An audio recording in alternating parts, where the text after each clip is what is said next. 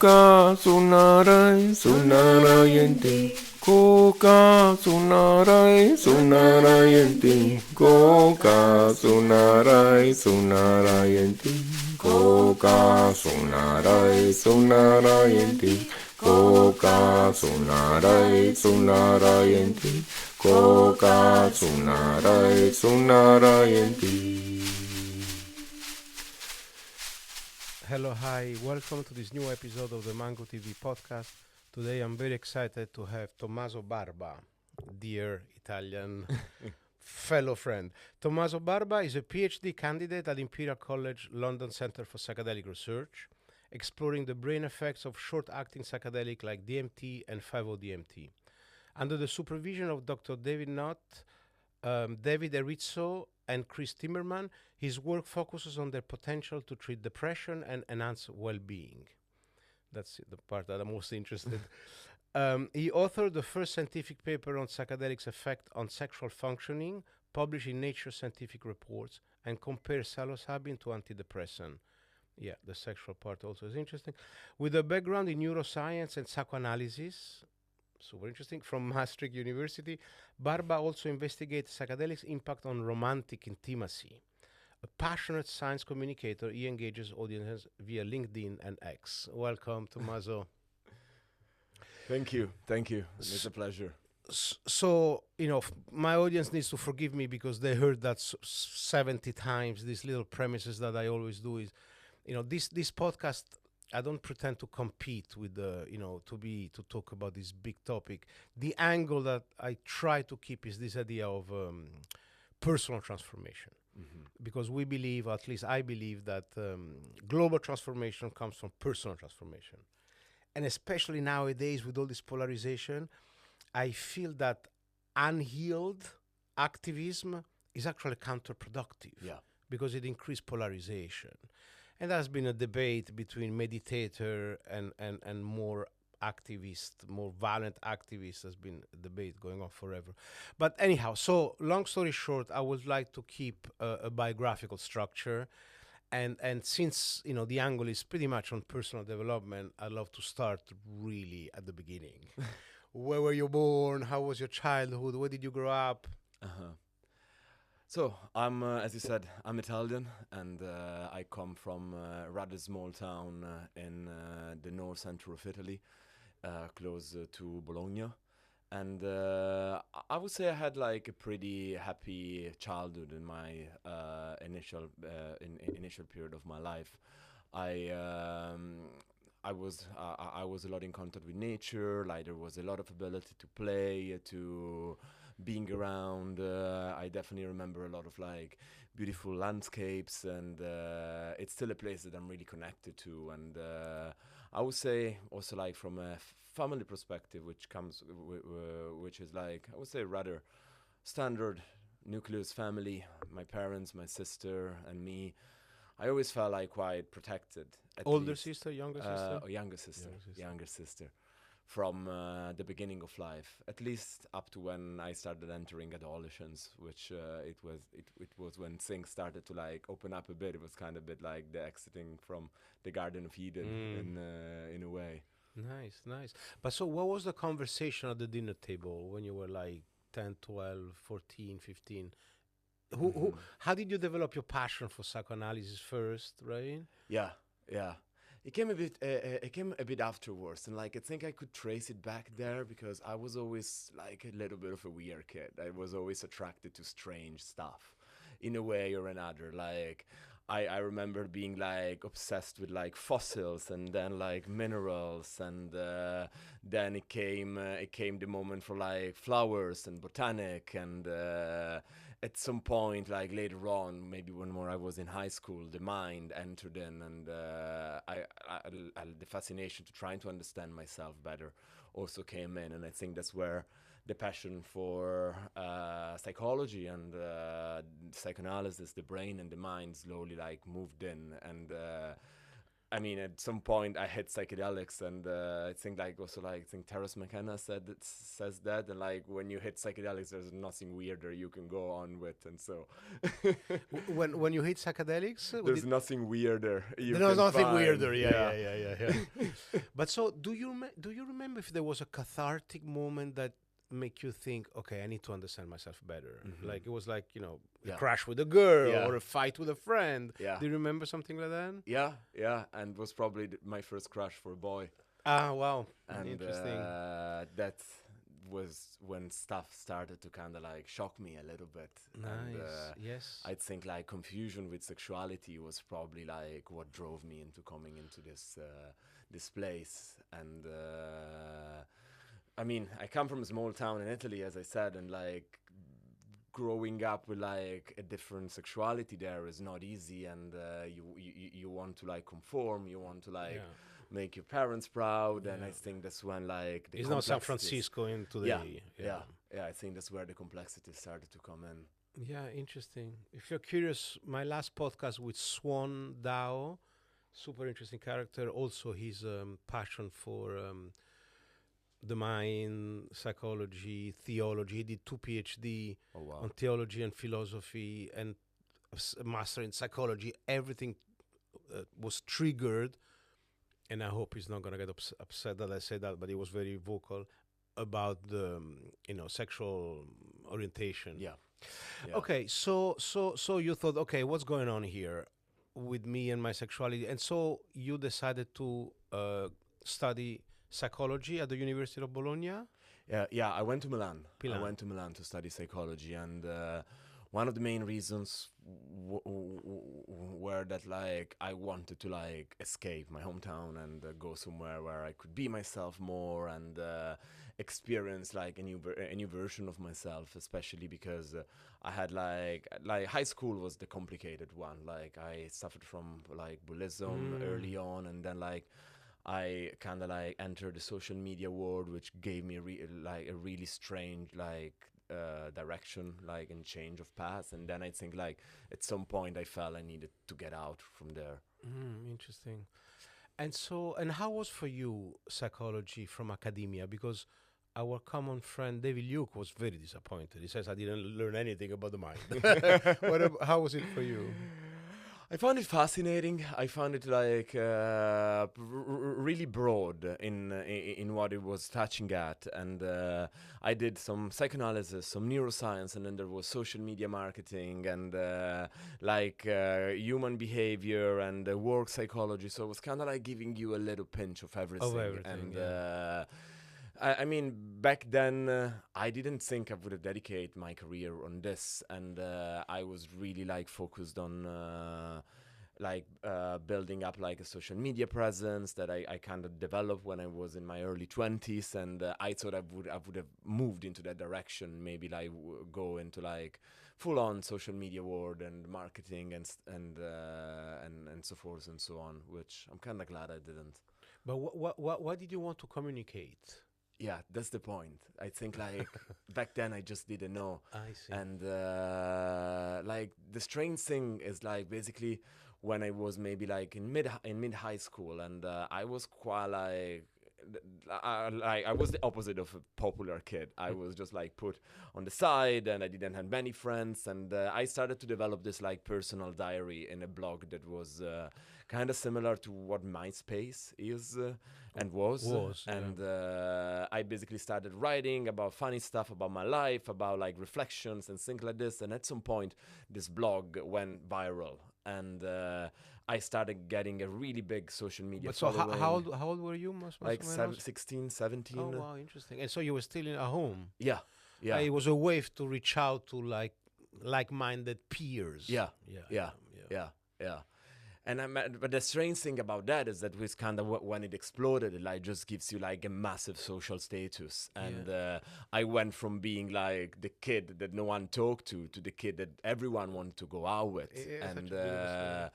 And I constructed that thing, and I think that's a thing where the key is of a lot of like problems with my identity they came on later on, is that like I became a creation of my mind instead of really being myself. I see.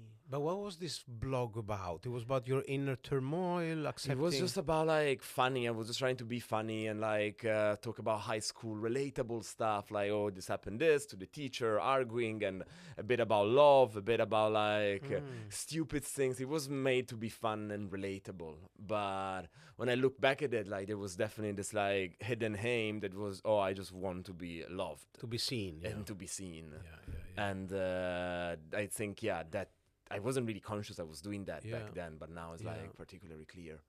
So you graduate at the University of Milan in psychology, and how what was your state of mind those years? Were you in a good state? I would say so. Like that was probably the peak of my social media. We can call it Fame, like fame. Yeah. And I was having a lot of fun, having access to a lot of experiences that many people my age didn't have access to, from fashion week to parties, and it was like a pretty nice period. But like I think that's where I started to see the darkness behind it, and The superficiality of it all. yeah, the superficiality of it all, and the fact that like I wasn't really sure if any of the friends that I had around were really friends, and the same was for me. And there was this kind of like implicit thing in which you create everything about your identity based on your social media status. So like you might end up going out with someone because there's more followers than you, and you might not even really like them, but then like you get something out of it, and then everything is like encompassed, and everything becomes very transactional. And at the same time, like I think one of the most staggering things that I saw is that like the more famous people I was around were on social media, the more their mental health was unstable, and mine was also slowly taking the toll of it. And you just get so addicted. Like everyone was so just like, because it's your identity, it's your job, and it's designed to be addictive. And I think that was something that I slowly realized too, and kind of seeing people around me that were really suffering from it. It becomes very, individualistic. Like they say about Americans that it's especially this generation, or actually the last generation, that they spend money they don't have to impress people they don't like. So you have this awareness, like, what am I doing with my life? This is not real. This is not authentic. This is not the real me. And then what happened? Then like I was exploring Milan, and I was at the same time like being more and more interested in psychoanalysis. I was reading Freud, I was reading Jung, and like becoming more self-inquisitive, I would say, and more curious about my mind and what was happening around me, and to the people around me. And I remember, like, I think the curiosity about something different started because I was at this party that was like in one of the Fashion Week's event, and I started to talk with the husband of a fashion designer friend of mine there, which started telling me about like his experiences with like altered states of consciousness, like with ayahuasca, with breathwork, and all these experiences, and how they really like impacted his life positively, and kind of like made him like redefine his addiction to alcoholism, and made him a very different person. And it was a very beautiful conversation that I still remember, and I think was one of the points where I just kind of started being fascinated by it. By altered state. Yeah, by altered states. And I started or expanded state, right? Yeah. And I started Googling about it, trying to understand. And I already had fascination with psychoanalysis. And then I stumbled into these articles from Professor Robin Cara-Harris, that used to be the head of our center. And he was talking about how psychedelics could be the key to access the unconscious in a way that dreams promise to be, but then they never really happen to be in that manner because of the complexity of studying dream states. And back then, Robin, like, I think just conducted the first imaging studies on LSD and its effects on the brain. And I think that's where I made the link. And I started to kind of like be, oh, wow, this could actually be something. Yeah. And I started to be really curious about it, and moved from the fringe of some guy that told me about his spiritual experiences in the Amazon to something that was studied in one of the most prestigious universities in the world. Yeah. And the mechanism for be able to connect the subconscious material is this idea of basically weakens the full mode network. Yeah, and like different high-level networks, and ideas like we have this higher parts of our brain, that is the prefrontal cortex, and a few other like with a few other areas around it that basically like are, I would say, the pinnacle of like brain development, and that's where our self-consciousness probably stays, and by like a level of of function of these networks, they give rise to our normal waking consciousness. And when we take psychedelics, like these higher brain areas, they get dysregulated. The activity there becomes very chaotic or unpredictable or entropic, how we call it. And when you dysregulate the activity there, your normal sense of being somebody, it's kind of weakened. And at the same time, there's this kind of like raise of limbic activity from lower brain regions, like the limbic system, that comes up, and that can, it's kind of like opening the gate from a lower, less defined type of consciousness, and this gives rise to like the complexity and the strangeness of the psychedelic state. Yeah, amazing. When my son wanted he's now almost 13. He wanted the sex and drug talk.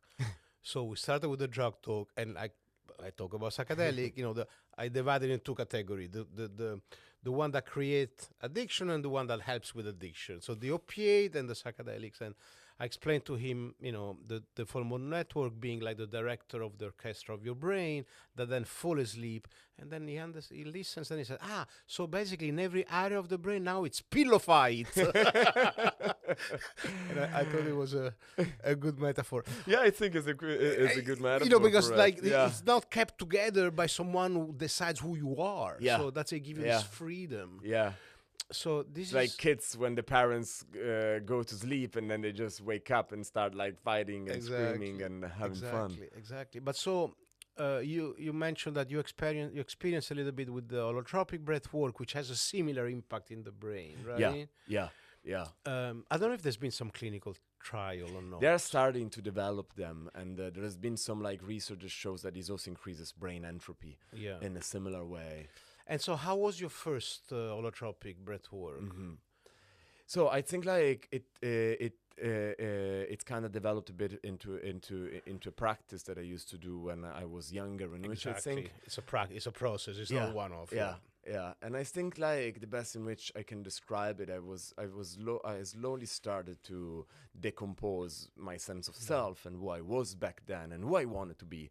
And new things started to come in. I started to see the world a bit in a different manner, and also like my future and my ambition in a different manner. And I think at some point like something switched, and I was just like, I just don't want to be like known for the sake of being known, and just kind of like develop relentlessly this like social media stuff, because I would have never become famous enough to become like fully like living out of it, and having agency. I mean, I was having some stuff, I was making some money, but it was just kind of like in that middle way, and it was just like, this is just not for me. And at some point like you just kind of like need to let go and kind of like try to change identity and trying to develop who you are in a different manner. And that's when I started to think, okay, like I don't want to be here, I want to like maybe do this, because it's just started to fascinate me more and more. And I think I'd also an insight that I got from like the breathwork sessions is that maybe I should like move and dedicate myself to develop this further, and this is kind of what I did. Nice.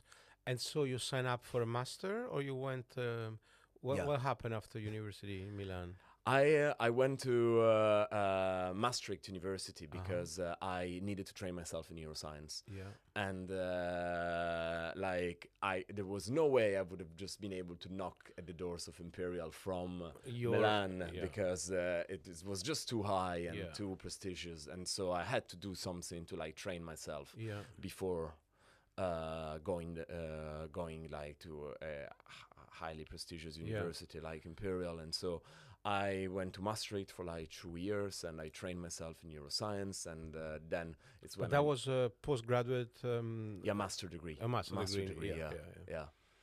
And then there was an internship that was linked to it, and I just like knocked at the doors of Imperial at that point, and that's when I started to be involved in the research over there, which was around the pandemic time, more or less. Would there be not? Yeah, yeah. But so let me ask you. I want to go.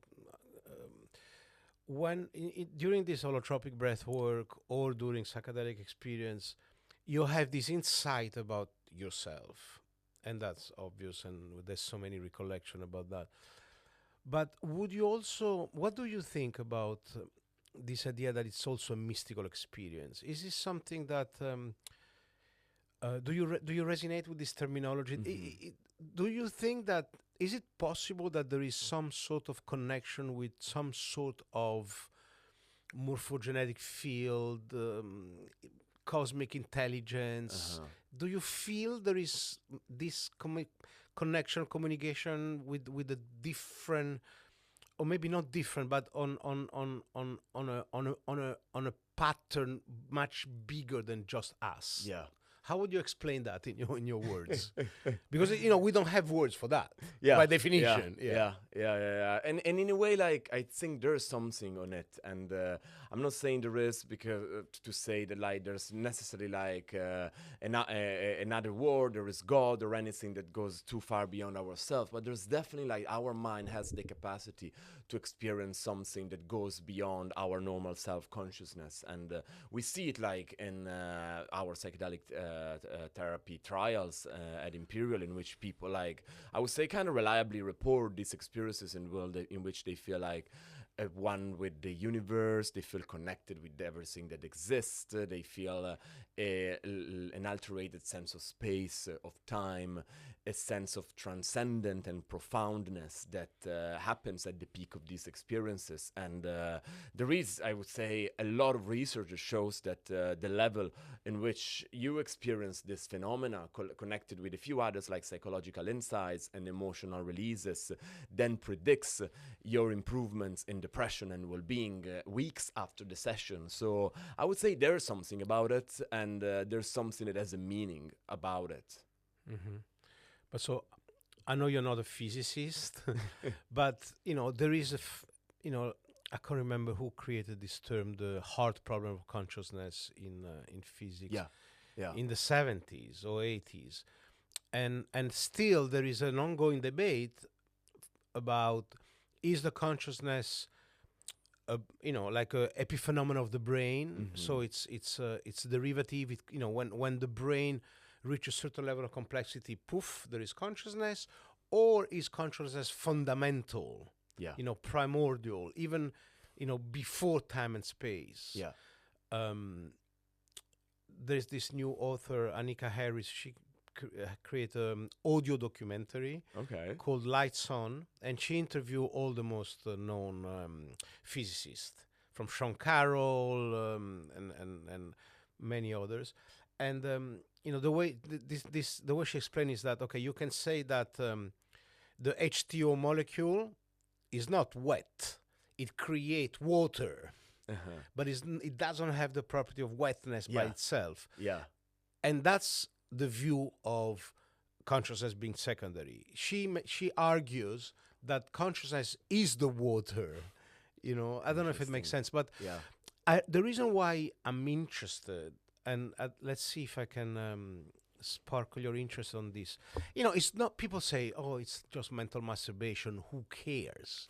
If they say it's mind over matter, matter over mind, right? This is like this matter, this brain, these 6 pounds of gray material that create consciousness, or is conscious that create the brain?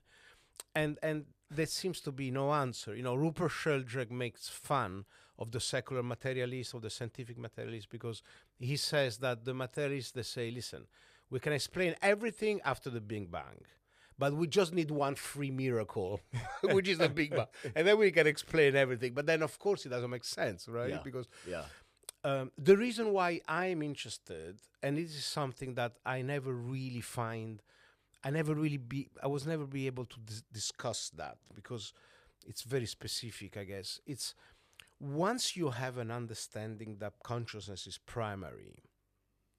Annika Harris, on her book, she says, once you understand that, it helps you to understand the universe. Okay. My question is it possible that once you understand that, it's easier to understand yourself and your relationship with others? Do you see what I mean? Yeah, yeah, and I would say possibly so. Yeah, but Possibly can you so. say it better than me? Yeah, it's a complicated one, because I would say that like we don't really know yet, and like I think that like saying that just consciousness is something that permeates all matter is like it goes very far from the realm of current scientific like knowledge.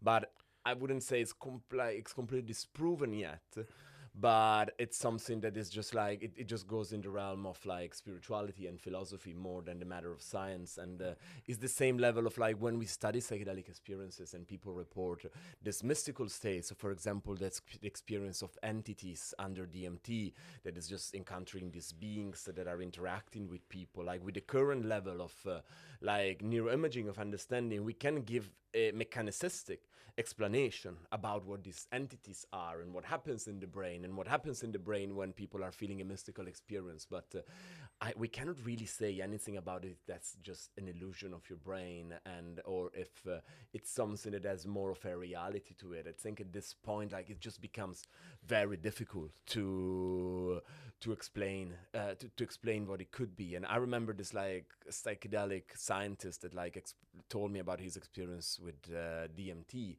And when he entered in that space, he was kind of just like shocked by like the experiencing of these beings and seeing them, and he was just kind of like a bit awed and stuck by the idea of like, oh wow, I didn't really know that this could be possible. But then he said when he kind of come back, he was just like, then he kind of faded like a dream. And like, I'm not sure I changed my ontological ideas about it, because it's kind of like a dream can feel as real as reality sometimes. And yet most of us thinks that we is not that when we dream we all go into different quantum realities and some like and stuff like that. We still think it's something our mind generates, even if it just feels so real.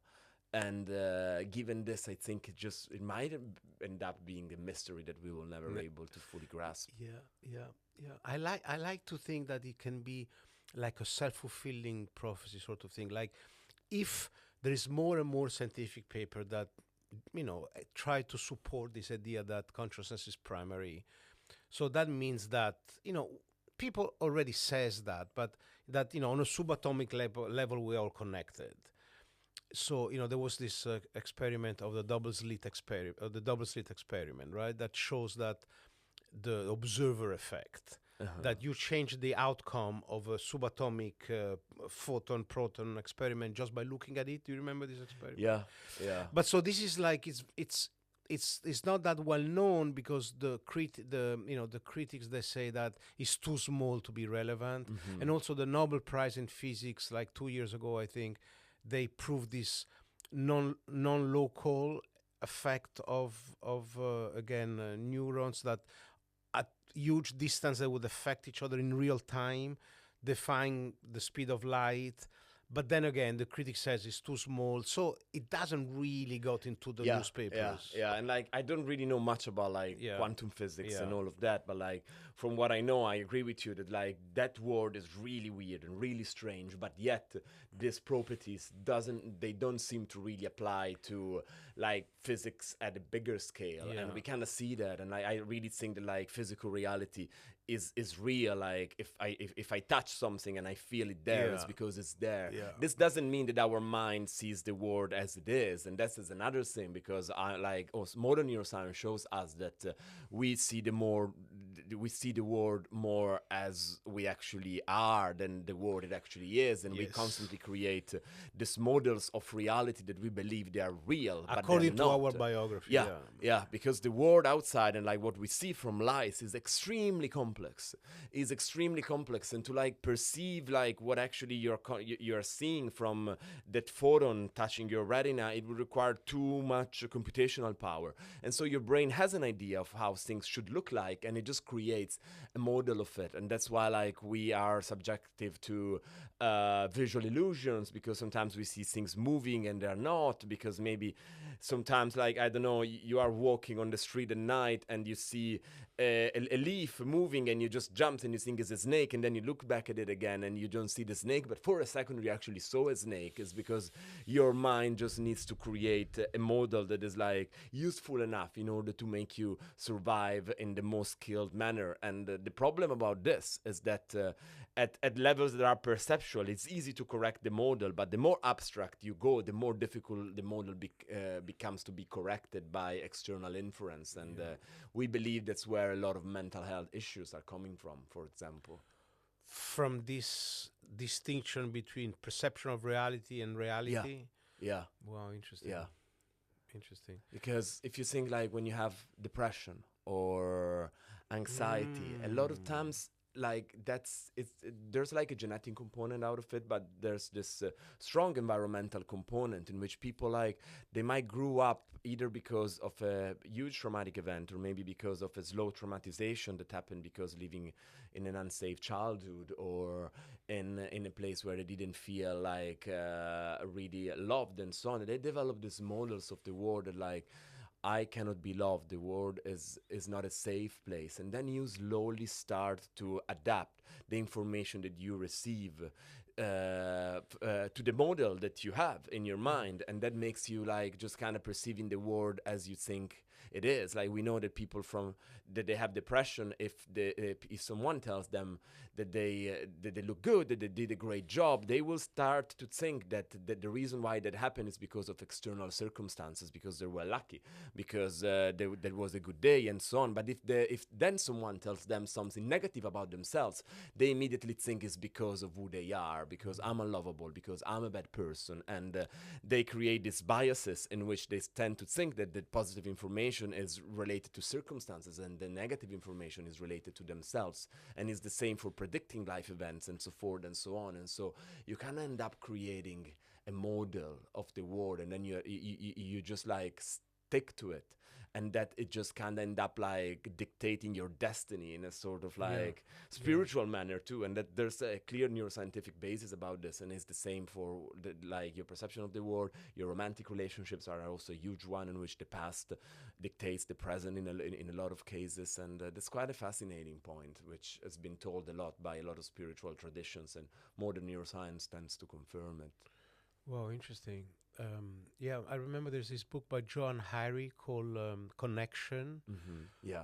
And he's been studying people suffering from depression for like 20, 30 years, including himself. And ultimately says that, we have, our basic needs. There's the need to be seen, to belong, to be part of a community. And what that is missing, you develop this kind of mental illness. But what was the connection between what you said about people with depression and anxiety and the idea of a cosmic consciousness? I lost that connection. Yeah, I'm not like, I wouldn't say there's necessarily a link to it, but like what we found, for example, from our clinical data is that if people have depression and anxiety, then they take psychedelics in this supervised context, guided by therapists and so on, and they have this mystical type experiences in which they feel one with the universe. They feel this strong reduced sense of being trapped in their mind, and they get a glimpse of that. Then normally their anxiety and depression will tend to be very reduced after that experience. And the reason why it might be the case is because it takes people out from the prison of their minds and into a collective connectivity. Yeah. And that's the kind of like the idea of ego dissolution that is very similar to what a mystical experience is. And I would say, you lose something, but you also acquire something. You're able to see something beyond that is normally is not accessible to you. That doesn't need to be explained in esoteric terms, but I think it's kind of like linked to this idea of like maybe molecular continuity of life, that we are all one in the sense that we are all made of the same molecules and we are all connected in that way. And that's something that like... And is it just like a manifestation of this lifetime? It's just a specific aggregation that then will go back into this collective molecular pool. Yeah.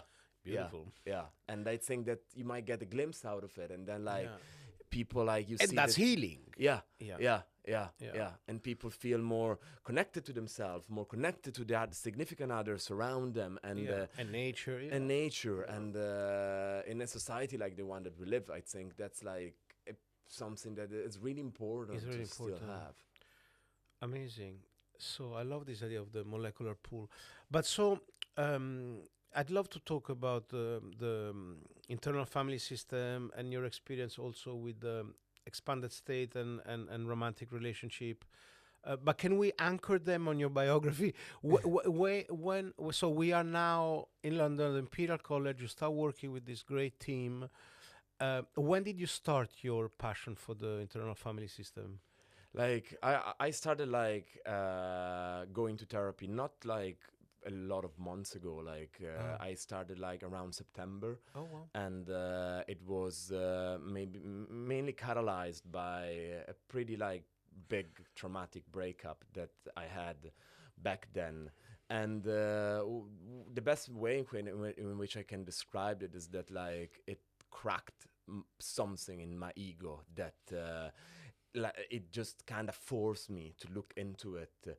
And I could have just put a plaster out of it and just like kind of like completely discarded experience as an error and just completely hate like my ex-partner because of what happened and just kind of going on. But then I think I didn't want to do that. I did that in the past, and I think at that point in my life I just kind of like, so okay, there's something here. There's something I want to discover more about myself, that I want to go deeper. I want to see things. I want to understand. And like that's a lot of times like the right moments in which people go into therapy, because you are forced to be confronted with parts of yourself that for a very long time they were silent. And and if you don't do that, you will just continuously repeat the same patterns again. And I kind of felt to be done with that. I felt that was the time to just go in and understand something further. And I approached like internal family systems as a therapeutic support, and together with like relational therapy, I think, because I was quite interested in the somatic aspect of it. And by the people that don't know, internal family systems approaches is a form of psychotherapy in which like your identity is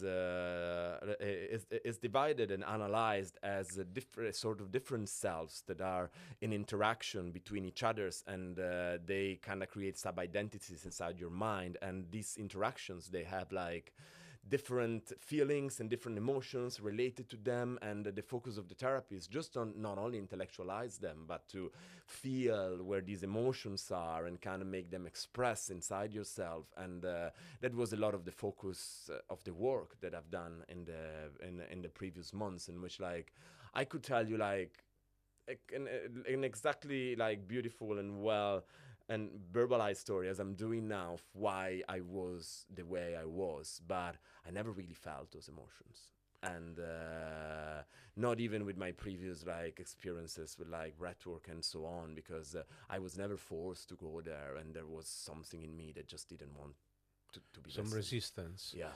But do you mind to share what happened with your partner? How long were you guys together? If it's too private, I understand. Yeah, I can whatever you can. Yeah, I can give a brief overview of it, but it was like it was around a year and a half, and it was a pretty beautiful relationship for most of the part, but there were a lot of like a lot of complexities related to being long distance. And he wasn't in London. No, and I think also like the dynamic that it was created. And again, like I don't want to go too personal, but I think like back then when we met, I would say like, and for a very long time in my life, what I call my adaptive child, this thing that I created out of my social media world, and by being myself, it just like was kind of like being everything that I was, and was kind of governing me and giving me a lot of confidence, and giving me a lot of like kind of capacity to lead, and charisma, and so on, and but at the same time it was preventing me to really being vulnerable in a lot of cases. And I would say, trying to like not go again too personal about it, it's there's this quote that I read from a famous couples therapy, that like the parts of ourselves that we reject in us will end up being the one that our partners would end up rejecting when we show them to them. And I think it was a bit what happened. I think at some point I just stopped being that version of myself, and I just started to be more like, I wanted to be more vulnerable. I wanted to like get out a side of myself that maybe it was exiled for so long, and it was difficult for me to get it out. But when it started to come out and emotional needs started to come out, like it freaked him out. yeah, like the relationship ended up being unsustainable, and a lot of other stuff was happening, like life was getting in. But I just kind of like, I think the main thing is that part, I didn't feel that part could really like fit in the current dynamic of the relationship that it was created. And I didn't even know I had it in myself for a very long time. And that was started to kind of create a change. Yeah, thank you so much for sharing. I know it's never easy to share about your vulnerability, but there's no other way to grow. Yeah. It's not a question, do you like it, you don't like it. I mean, it's really two approach to life. Yeah. Either you learn, that's what I feel. I mean, there's many ways to be together, but one way that I think is working, at least for me, is this idea that, using the relationship container as a mirror. So, because that's where you live with a person, and so you're vulnerable, and you're like, you see all these different parts of who you are, and then the other person is there to show you that, and to help, to say, okay, why did I get triggered? Why this? Why that? And vice versa. But then you need two people that would like to emotionally mature enough. Yeah, which doesn't mean being mature in other aspect of life. Like, you can be very intelligent and all of that, but still be very emotionally immature. And correct. Then, like, it's complicated, and it's such a complex thing to deal with, especially when people get defensive and avoidant about it. Yeah, also because to the emotional immature person, when the romantic partner shows some vulnerability, that person can feel threatened because of a denial of their own vulnerability. Yeah.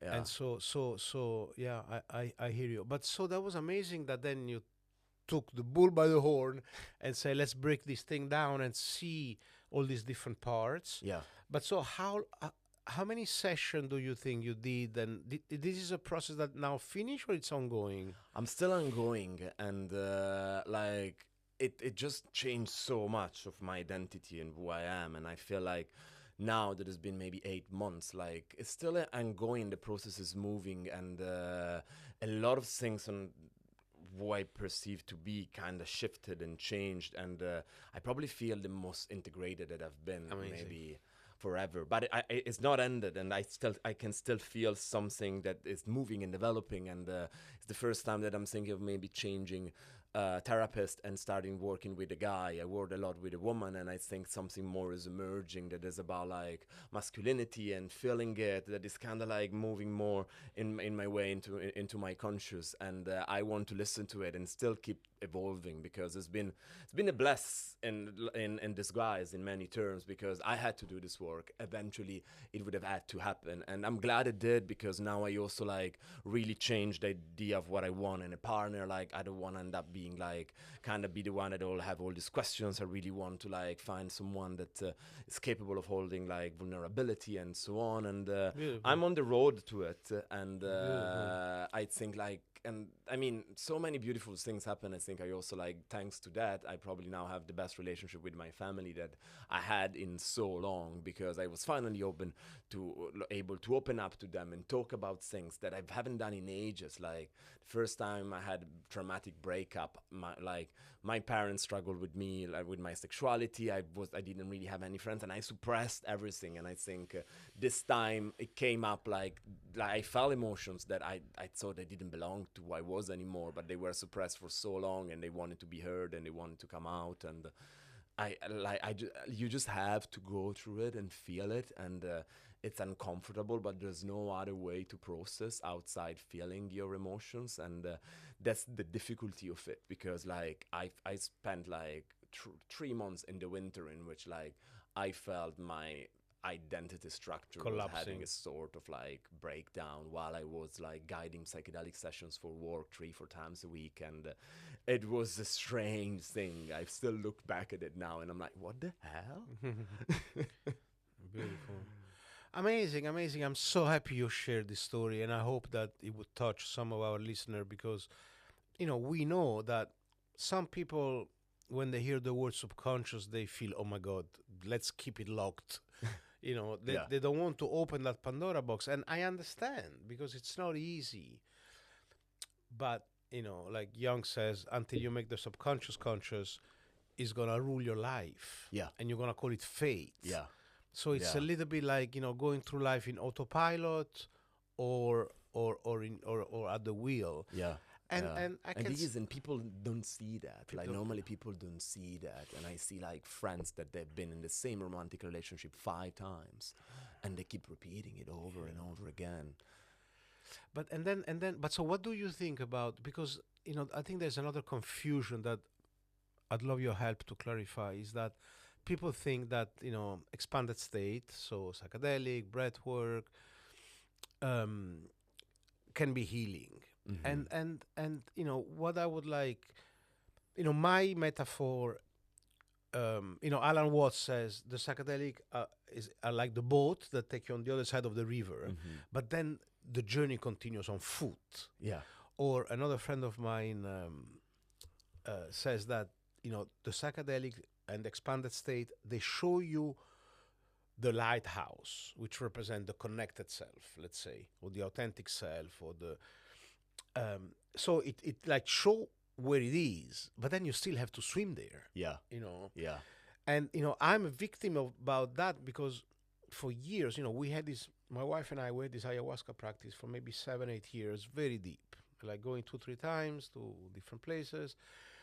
And but then nobody ever told us, okay, now you keep on looking at the lighthouse, but if you don't start swimming, you keep on looking at it like a movie. Yeah. And then we discovered Gabor Mate. We met him for a documentary that we did, and he says, listen, the way to get to the lighthouse is through the body. So the body keeps the score, and all this new, as you know, group of psychotherapies, author, from Stephen Borges to Van der Koos to Peter Levine to Gabor Mate. This idea that the development trauma is not just a memory on your head; is actually a neurobiological wounds into your nervous system. Yeah, yeah. And this idea that the wounds on your nervous system, it's a bit counterintuitive, because it's the opposite than a wounds on your skin, right? A wound on your skin, you leave it alone and it heals. Yeah. The wound on the nervous system, it builds a scar that sort of like protect you maybe in your 20s, in your 30s, and it does protect you. But then there is a moment where it becomes an obstacle, a hindrance to this full expression of who you are. It's like a break, right? Yeah. And so the idea is that, to dissolve this scar, you need to feel it. Feel it, and localize it in the body, and familiarize yourself with this feeling. And Gabor calls it compassionate inquiry. So this inquiry into your scars, but with compassion. And I'm still struggling with it. I'm still doing it. I'm still super self-critical. But so my question, I get a bit carried away. My question is that, do you agree? I mean, what did you see from your clinical trial? is the expanded states enough for healing, or we need something else? So we definitely need something else to make it work in the long run, Yeah. and the therapeutic support attached to psychedelics, I think it's fundamental in order to make lasting change, because otherwise people can have all these beautiful insights and they like get a lot on the moment out of it, but then they don't crystallize into anything, and then they just keep back to be who they were, while you need to use something in order to like create you a map in order to develop who you want to be further, and I think is a critical component. And now is like given like the problems with pharmaceutical approvals of psychedelics and all of that is trying to be stripped down, and I think in a way it's a problem, and I hope like that it's gonna like even if it gets stripped down from a pharmaceutical approval process, the culture won't lose it, and it doesn't mean that it doesn't always have to be this one-to-one restrictive therapy. It can be that it's Group gonna be therapy. group therapy, Yeah. and like more community oriented approaches, but it's important to create something that will allow you to process and connect to others that have processed what you've been through. Yeah. Like when people, from the term psychedelic assisted psychotherapy, everybody focus on the word psychedelic, but the important word is psychotherapy. Yeah. But so, can you tell us a little bit about? I saw you spoke with this Men's magazine about talk therapy versus somatic therapy. Can you talk a little bit about that? Yeah. I like, and it's a bit this point that we discussed a bit, that there's this a bit like difference and also dissatisfaction with like classic talking therapists in a lot of cases, because Why would, yeah. like they create like they give you all these intellectual insights, and for some people are useful and they can be helpful, and sometimes they can really like make people change who they are, but at the same time can be a bit restrictive, because people can have a very good understanding of who they are and be very self-aware, but at the same time not being capable of changing their behaviors, their emotional reactions to them, because they don't feel the emotions associated to it, and that I relate to it a lot in my experience, and I remember I remember this point when I started like this process with therapy, that like I had this conversation in which like my therapist was like, "Do you love yourself?" And I was like, "Yeah, like I don't think that's the problem." Maybe What does it even mean? Yeah, maybe people even think that like I do it too much and stuff like this. And she was like, "But do you actually love the whole of yourself?" And it started when it started to get curious, and like she started to make me feel like different emotions associated to different parts of me. And then when we hit the vulnerability part, that when is like I started to be like, "Oh, I'm not sure I want to go there," like, and I started to be a bit defensive. And then at that point, through sessions, that part came out, and this is what she said, that it was myself that was like before I developed this whole social media world, and that got stuck and exiled inside a part of myself that prevented him to ever been heard.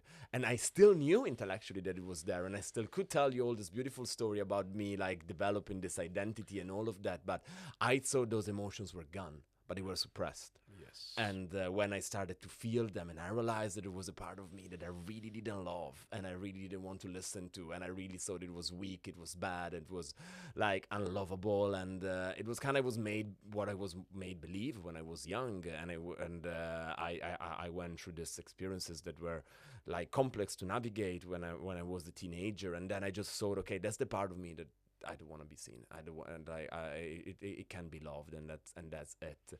And then when it came out, like I think I had to really start to feel it and like reconnect to it, and through the feelings, and then started to show love to this other part. I slowly started to integrate it, because otherwise, and then like I probably like just projected it to my partners, which I kind of had this feeling of just kind of like wanted to have a bit like younger partners and be this role of kind of having a guide in life and all of that. And it was probably because I was just outsourcing the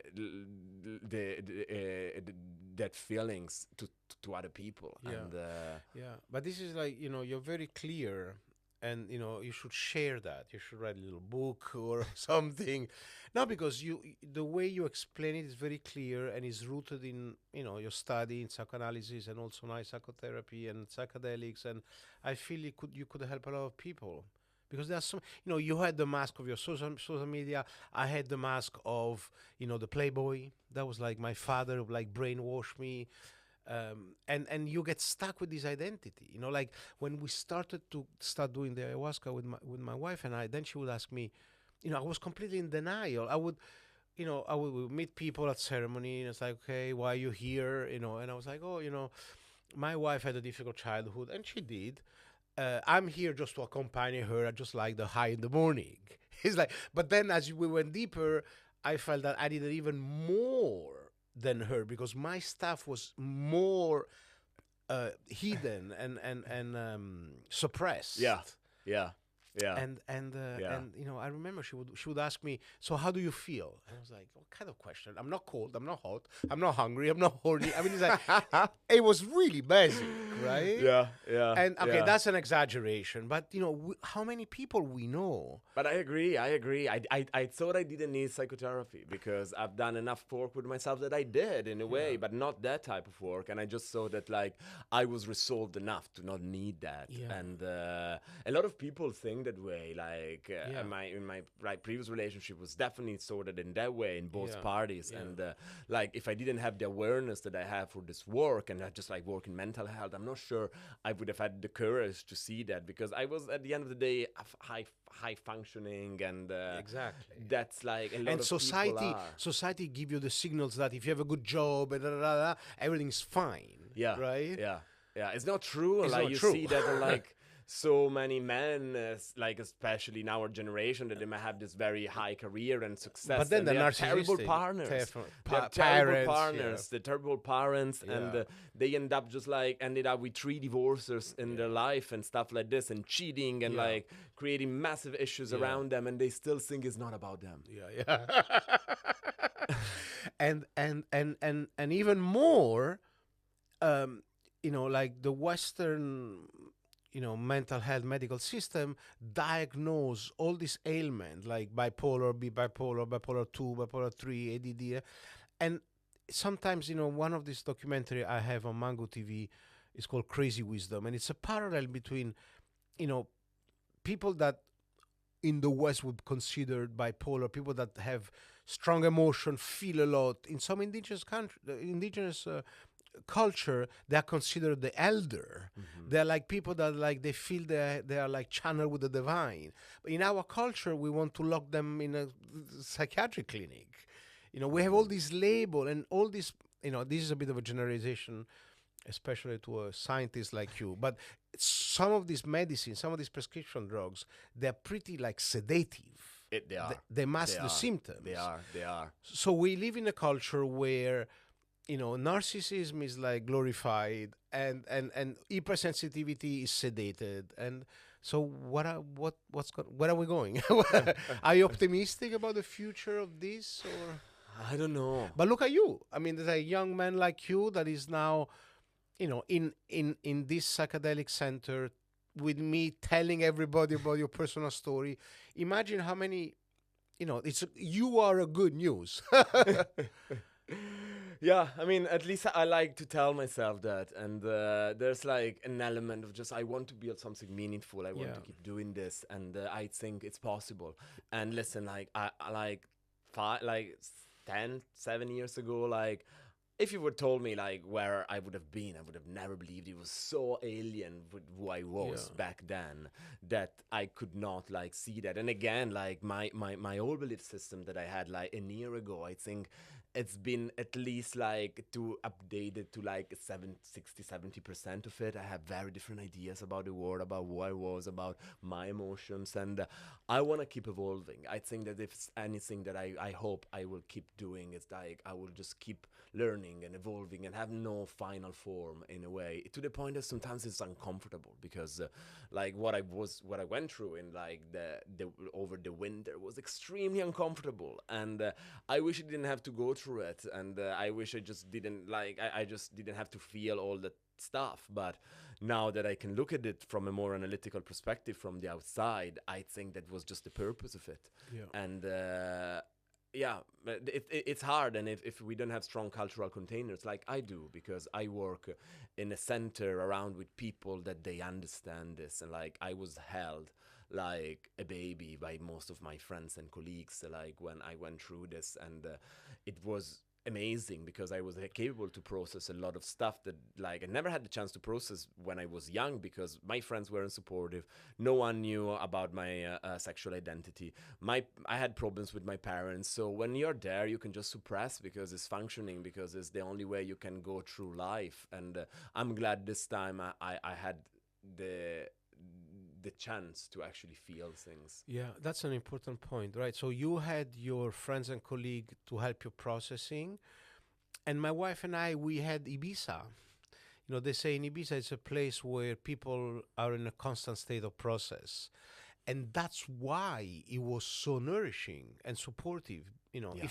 if you're not interested in a process, then it might feel alien. But you know what you find in your microcosm of Imperial College is what that we found in Ibiza. But so, what advice do you have for people that cannot be in Ibiza or cannot be at Imperial? You know, it's because that's what I think what is missing. You know, just if you allow me to share, you know, I had this 20 years of addiction, of cannabis addiction, and then I started 7 years ayahuasca practice, but still I couldn't kick the addiction. You know, it was more manageable, it was more intermittent. Then I went to rehab, and that gave me some tools into the therapy together with the expanded state. But still, it was better. It was 1 year sobriety, but it was still a series of sleep relapse. What really brought me sobriety was the community. Yeah. Yeah. What you found at Imperial, what I found in the north of Ibiza. But so, yeah, two questions. People around you, your friends, your peers, do you feel that there is more and more curiosity for the inner work, the inner landscape exploration? You know, I was so pleased to hear you talking with so much curiosity and enthusiasm about this, the inner landscape exploration. I mean, there's nothing more interesting than that landscape, Yeah. right? Yeah. But we agree. But do Yeah. you feel around you there's more and more of that? First question. And second question, for people that are looking at that but don't have the like-minded people around them, what recommendation do you have? Yeah, like both difficult questions. And I like to say yes to the first question, that people around like me, they have like more and more awareness of like the inner work and what they need to do, and all of that, which it definitely acts as a catalyst to like go more into the exploring the inner landscape, which I don't think can only be done with psychedelics, like in altered states, because you can easily avoid things that you don't want to look at if you become skilled enough to do so. And But how so? How so? I'm not sure how it happens, but I think like a lot of people like in the psychedelic world they just do a lot of psychedelics, and they don't like, they can easily avoid. They reinforce their shadow rather than dissolve them. And really avoid the things they don't want to look so at. true. And you can become very skilled at doing that, especially when the dose is not too high to just take you completely over. And like I think there is the interest. I still live in a bubble because I like a lot of my friends are like fascinated by these things, and if you look outside, it's like a bit more complicated. I think the culture is more open to that. It's still complex because like therapy is not like eating, like it's not like therapy is not like popping a pill, and the pill, it might have a relatively reliable effect on you. Like you need to find a skilled therapist. You need to find someone that you connect with, that your belief systems are connecting with, that you could develop a relationship, and then the work starts there. And it's not easy, and sometimes you just end up having a bad experience with someone that is not really teaching you anything useful, and you end up thinking the therapy is bad, but it's not. You just were likely working with a shitty therapist, or maybe someone that is not compatible to you. And I think that's a lot of what can happen around us these days.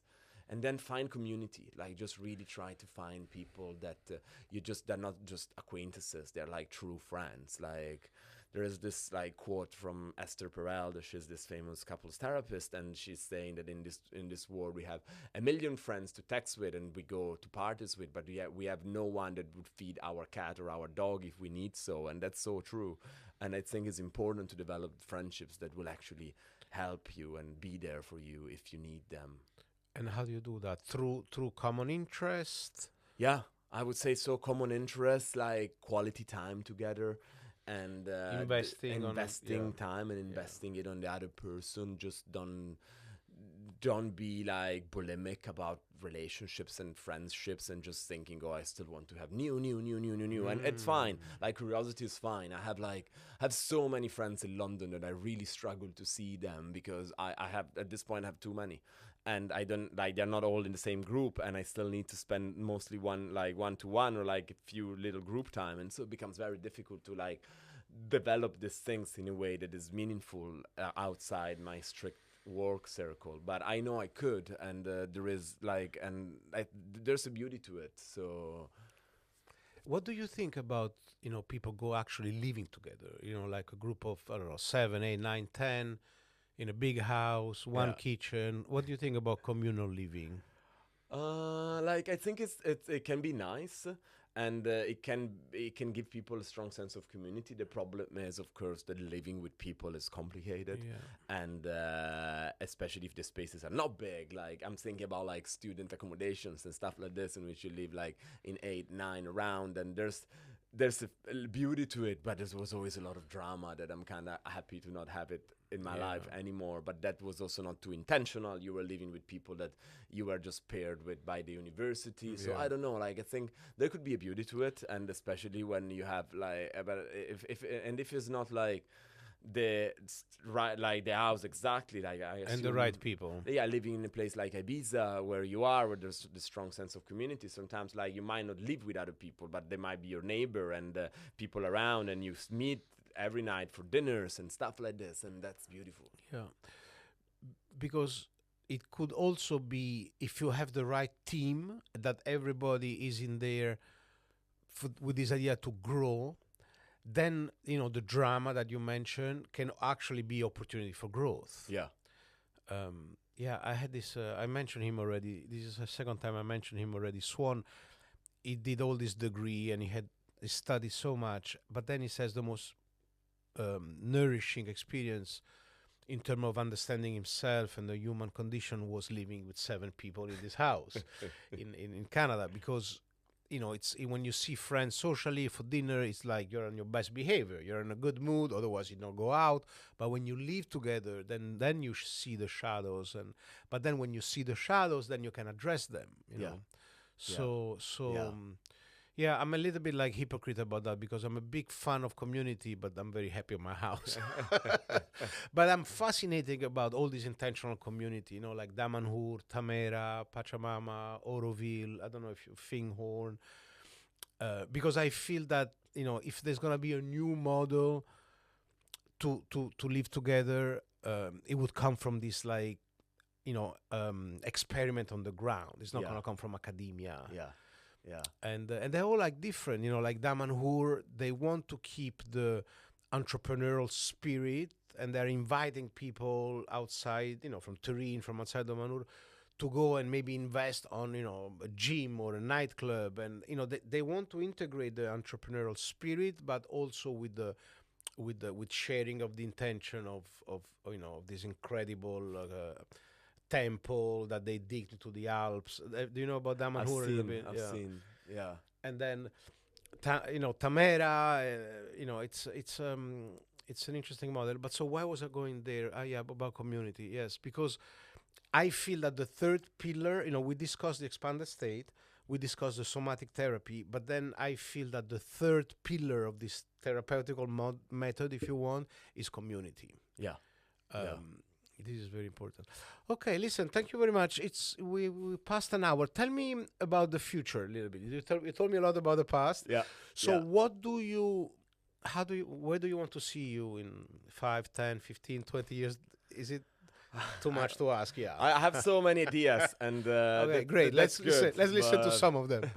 Yeah, I mean, where I am now, I'm like, I just like finished data collection on like this neuroimaging study that I did with Chris Timmerman For the 5-MeO? for the 5-MeO Okay, DMT. tell me a bit about that, because I don't know anything about the Okay. 5-MeO. I know about the DMT, Yeah, because yeah. I volunteered the entities, but 5-MeO is a total different... Yeah. Maybe yeah. explain a little bit the yeah, difference. Yeah. And I think like 5-MeO is the compound that like most reliably induced ego dissolution states without necessarily much content about it. It's like it creates this profound rupture of your self-identity in which people at the peak, they feel they have no identity, they have no body, there is no time, there is no space, and like some people call this like, yeah, this kind of like the Heaven. pinnacle of a mystical experience of like just dissolving who you are.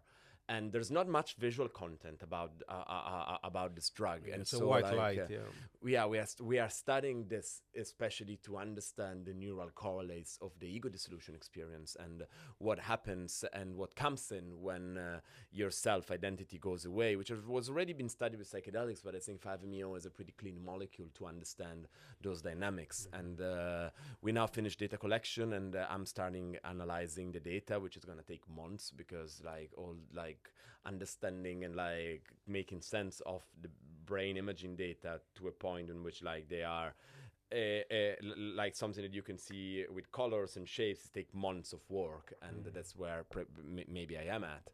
And on the other side, I'm still like collecting like data on psychedelics and romantic relationships. I have this study ongoing that is the largest database on couples taking psychedelics or MDMA together.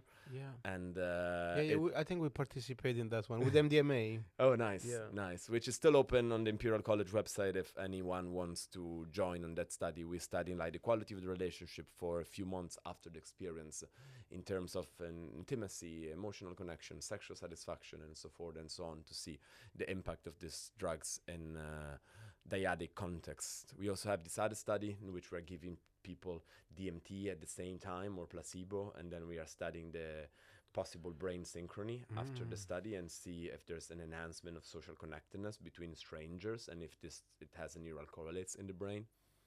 Interesting. But so when you say I have lots of ideas, what kind of ideas? I don't know. Like, part of me wants to stay in academia and just becoming like a neuroscientist and keep being in that route. I'm also Neuropsychopharmacologist. Yeah. And I'm also very interested in psychotherapy, as you can see. And there's a part of me that is like, should I actually train in psychotherapy? And it's just it's another job. And there are people that are both. And it just requires like still delaying the reward for a few years more, which I'm not sure if I want to do. I'm thinking about it, and I want to see if there's a way to do that. But in the future, there's going to be degree in psychedelic psychotherapy. Yeah. Because now it's either neuroscience or psychotherapy. Yeah, and you can't really work with psychedelics like outside specific context, but like there's no accreditation to be a psychedelic therapist because these drugs are still illegal. Yeah.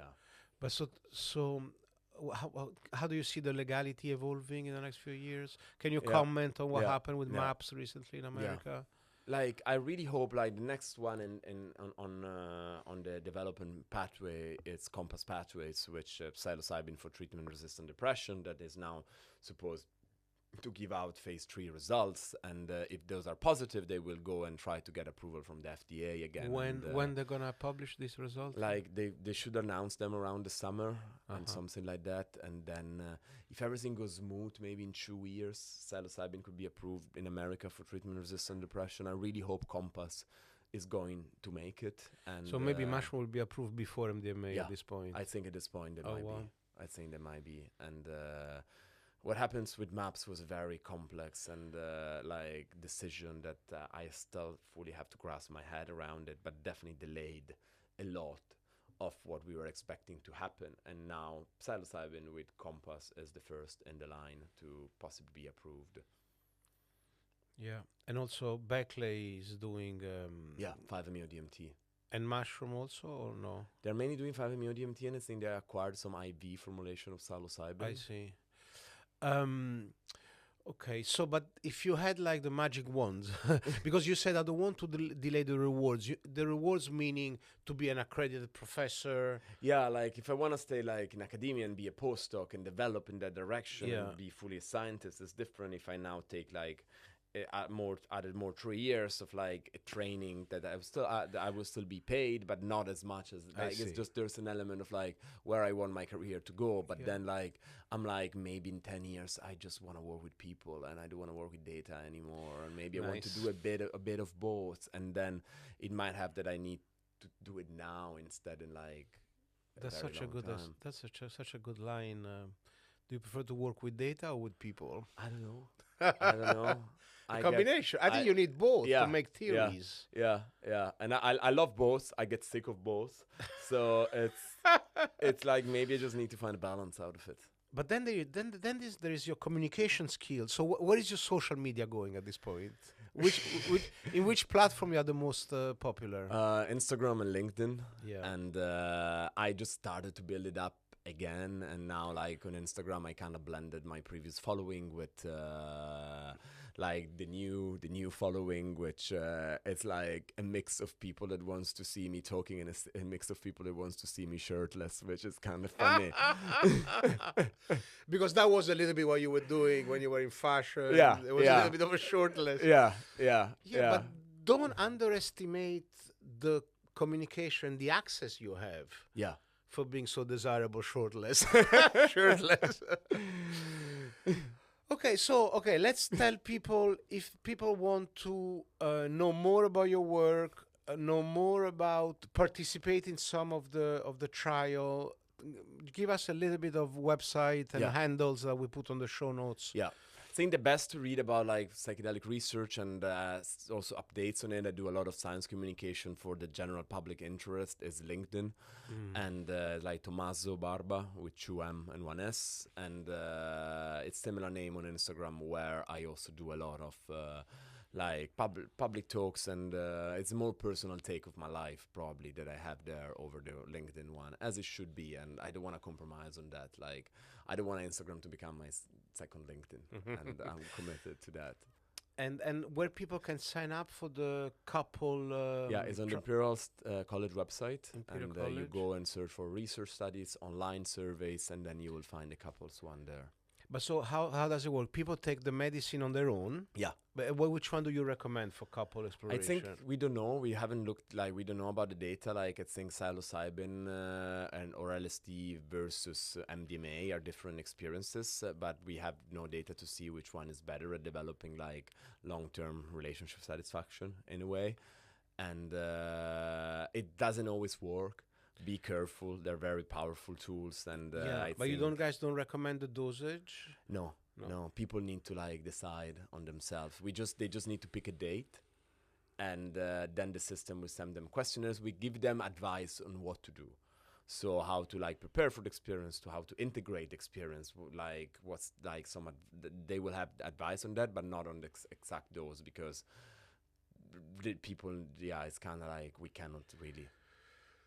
Yeah, I mean, for my wife and I, we credit our long-lasting marriage because of this MDMA session we would do every couple of years.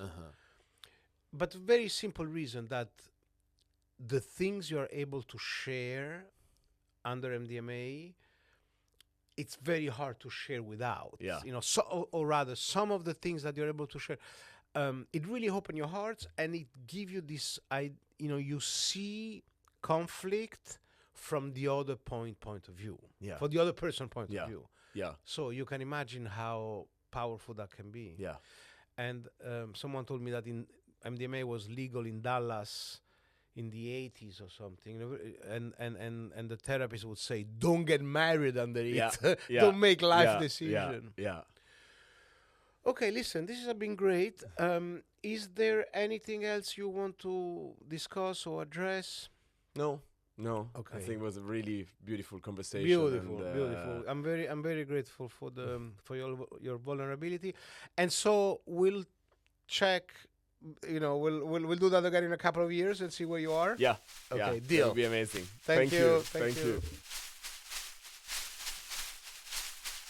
Koka sunarai sunarayanti. Koka sunarai sunarayanti. Koka sunarai sunarayanti. Koka sunarai sunarayanti. Koka sunarai sunarayanti. Koka sunarai sunarayanti.